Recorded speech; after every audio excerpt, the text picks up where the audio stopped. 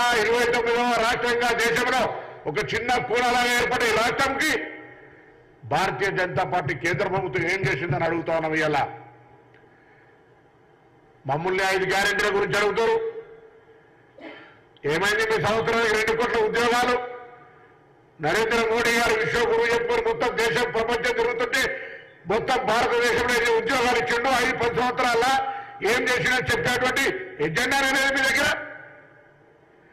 నిరుద్యోగ సమస్య ఇంత ఎత్తున పెరిగిపోతే ఆనాడు నిరుద్యోగ సమస్య పరిష్కారానికి కాంగ్రెస్ పార్టీ చిన్న తరహా పరిశ్రమలని అనేకమైన నవరత్న కంపెనీలు పెట్టి దేశంలో నిరుద్యోగ సమస్య పరిష్కరిస్తే ఈరోజు మీరు భారతదేశంలో అధికారంలోకి వచ్చిన తర్వాత ఒక్కొక్కటిగా అమ్మేయడం తప్ప మీరిద్దరు మీకిద్దరు అన్నట్టుగా అమిత్ షా నరేంద్ర మోడీ కలిపి అదాని అమ్మానికి అమ్మేయడం తప్ప మీరు దేశానికి చేసిందే దాన్ని అడుగుతా ఉన్నాం.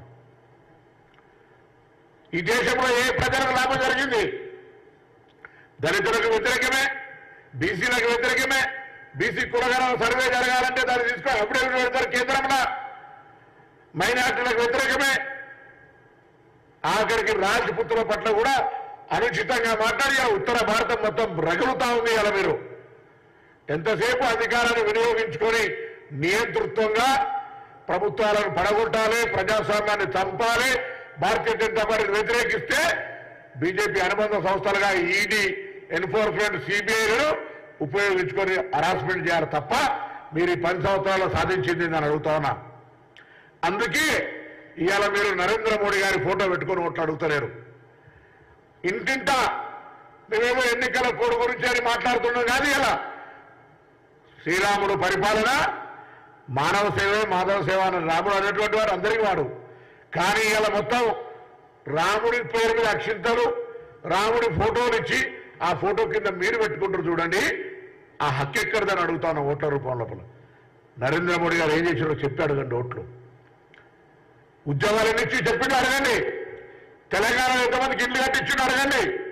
తెలంగాణలో ఎంతమందికి రేషన్ కార్డు ఇచ్చిండు అడగండి. తెలంగాణ పేదలకు, వితంతువులకు, వృద్ధాప్యులకు ఎంత ఏమేమి ఇచ్చిండు అడగండి. అవన్నీ మాట్లాడరు. గాలి కబుర్లు, సొల్లు కబుర్లు. ఏమనంటే భావోద్వేగాలను రెచ్చగొట్టి భావి భారత నిర్మాణానికి అవసరం ఉండేటువంటి అంశాన్ని పక్కన పెట్టి భావోద్వేగాలు రాజకీయం చేస్తా ఉన్నారు. మేము భావి భారతదేశ అభివృద్ధి కావాలని కోరుకుంటా ఉన్నాం. రాముడు ఒక్కడి వాడు కాదు. ఆనాడు మహాత్మా గాంధీ గారు చనిపోతే కూడా హే రామ్ అనుకుంటూనే చనిపోయాడు.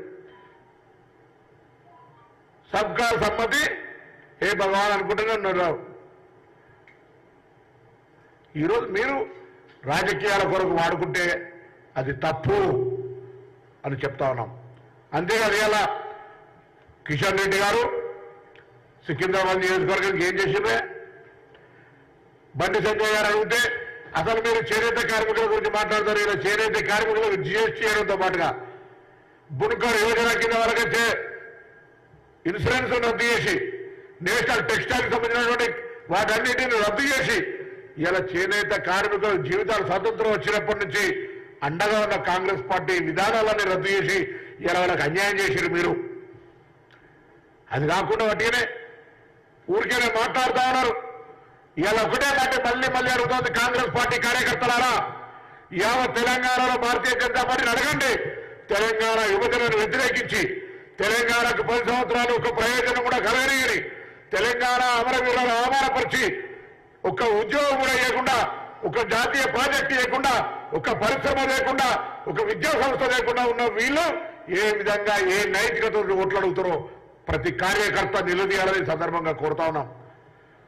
లోపాయకార ఒప్పందంతో బీఆర్ఎస్ టీఆర్ఎస్ కలిసి కాంగ్రెస్ పార్టీని దెబ్బతీసే ప్రయత్నం చేస్తుంది. యావత్ తెలంగాణ కాంగ్రెస్ కార్యకర్తలు ఈరోజు తెలంగాణ ప్రభుత్వం 120-130 రోజులైతే మనం అందరం కూడా మహిళలకు ఆర్టీసీ బస్ సౌకర్యం, 500 రూపాయల గ్యాస్ సిలిండర్, 10 లక్షల ఆరోగ్యశ్రీ, 200 యూనిట్ల ఉచిత విద్యుత్, నియోజకవర్గానికి 3500 ఇండ్లు, రేషన్ కార్డులు ఇవి ఇవ్వడమే కాకుండా మేము ఇచ్చిన ప్రతి హామీ అమలు చేస్తామని ధైర్యంగా ఊర్లలో చెప్పండి. నిన్న హరీష్ రావు మాట్లాడుతూ ఉన్నాడు, డిస్ప్లే పెట్టుకొని చెప్తా ఉన్నాడు కాంగ్రెస్ పార్టీ హామీల గురించి. హరీష్ రావు గారు 3016 మందికి 16 రూపాయలు నిరుద్యోగ వృత్తి ఇచ్చిన వాళ్ళు మీరు ఓట్లాడుకొని మేము అడగం, వాళ్ళకి ఇయ్యనోళ్ళను ఇచ్చిన వాళ్ళని మేము అడగం. 3016 రూపాయల నిరుద్యోగ వృత్తి మీరు ఇచ్చుంటే మీరు వాళ్ళు ఓట్లాడుకోండి, మేము అడగం. మీరు దళితులకు 3 ఎకరాలు సాగించుంటే మీరు ఓట్లాడుకోండి. మీరు డబల్ బెడ్రూమ్ ఇల్లు ఇచ్చిన వాళ్ళకు మేము అడగం. మీరు మా గురించి చెప్తా ఉన్నారు. 4 నెలలు కానీ 10 ఏళ్ళు పరిపాలించిన మీరు ఒక్కసారి ఇట్లా చూపెడితే 4 ఏళ్ళు మీకు చూపెడితే గుర్తుంచుకోండి. మేము ఇలా కరువు కాంగ్రెస్ తెచ్చిందంటున్నారు. కనీసం జ్ఞానం ఉందా? 10 సంవత్సరాల మంత్రి మేము వచ్చిన తర్వాత ప్రకృతిలో 3 కాలాలు, వర్షాకాలము, చలికాలము, ఎండాకాలం. మేము వచ్చిన తర్వాత వర్షాకాలం రాలే. దయచేసి తెలంగాణ ప్రజలు కూడా అర్థం చేసుకోండి. వర్షాకాలం టీఆర్ఎస్ ప్రభుత్వ అధికారాలు ఉన్నప్పుడే దాటిపోయింది. ఇప్పుడు ఎండాకాలం, మళ్ళీ వర్షాకాలం వస్తుంది. అప్పుడు వర్షాలు పడకపోతే కరువు. అసలు కరువు మీరు కూడా కారణమని నేను అంటలే. ప్రకృతి అనేటువంటిది ప్రకృతి వైపరీత్యం జరిగింది ఇక్కడ. మీరు అధికారంలో ఉన్నప్పుడే వర్షాపాతం తక్కువైంది. నిజంగానే చిత్తశుద్ధి ఉంటే, చేతనైతే మాతో కలిసిరా, కేంద్రంలో కొట్లాడదాం. ఉత్తర భారతదేశంలో ప్రకృతి వైపరీత్యాలకు ఏ విధంగానైతే రైతులను ఆదుకోవడానికి నష్టపరిహారం ఇచ్చిందో ఆ విధంగా కలిసి కొట్లాడి తెచ్చుకుందాం. నాకు ఇంకొక ఆశ్చర్యకరమైన అనిపిస్తుంది. 25,000 నష్టపరిహారం కేసీఆర్ గారు, కేటీఆర్ గారు, హరీష్ రావు గారు మాట్లాడుతారు. 2500 ఇచ్చారా మీ ముఖానికి? ఎప్పుడన్నా వరగల వారానికి ఇచ్చారా పైసలు? రైతాంగానికి అనేక రకాల నష్టం జరిగితే ఎప్పుడు ఇచ్చిండ్రా? నా దగ్గర చొప్పున లక్షల రూపాయల మిర్చి పంట. పాప రైతులు ఏడ్చిన కళ్ళలో రక్తం కారింది. ప్రభుత్వాన్ని వేడుకున్నాం. ఉద్యమం చేయవద్దు, అరెస్ట్ చేసిరు, నిరసన కూడా పనియలే. టీ లెక్కల్ని మీరా మాట్లాడేది మా గురించి? ఇలా మేము కట్టుబడి ఉన్నాం, లెక్కలు తీసినాం. ఎక్కడ నష్టపోయిందో, ఎక్కడ నీటి ఎక్కడుందో ఇవాళ కూడా ముఖ్యమంత్రి గారు ఆదేశాలు ఇచ్చారు. త్రాగునీటికి సంబంధించి ఎక్కడ సమస్య ఏర్పడ్డా అందుకొరకు ప్రత్యేకంగా 10 మంది పాత సీనియర్ అధికారులను జిల్లాల ఇన్ఛార్జీలు వేసినాం. ప్రత్యేక నిధులు ఇచ్చాం కలెక్టర్లకు.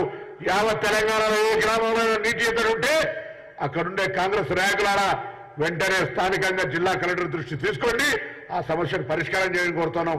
నేను టీఆర్ఎస్ కూడా కోరుతా ఉన్నా. నీటి లభ్యత, త్రాగునీటి, సాగునీటి అంశం మీద రాజకీయం చేసే ప్రయత్నం చేయకు ఈ సీజన్లా.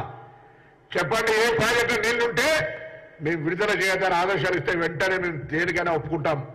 ప్రాజెక్టులు నీళ్లున్నాక